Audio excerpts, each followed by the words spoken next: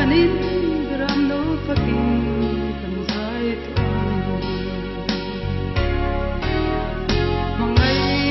ko pui thlem turin lalpa isu ke ma ni in te na le sin na kan siu wan ma leng te ngain kan ru ro pui na ne dien kun tur kan thil ni ti o chu ran ka tak mun ro pui ka chua lal nun ne ma chuan kan mit tui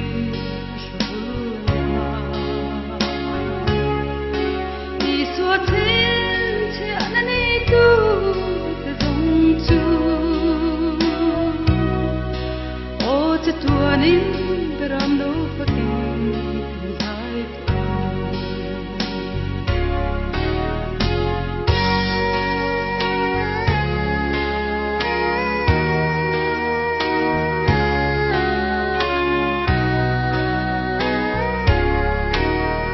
lalpa min buat sai chu ringin kan khư trin ki cha tuan ram chen zo sang tam si lalpa min pui la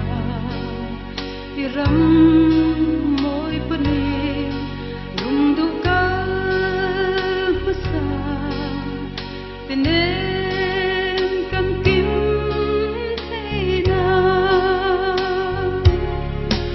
o chu ran ka tak mun ro pui ka chua lal nun ne ma chuan kan mit tui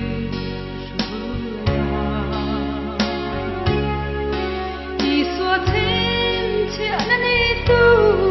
te zong chu o te tuanin gram no faking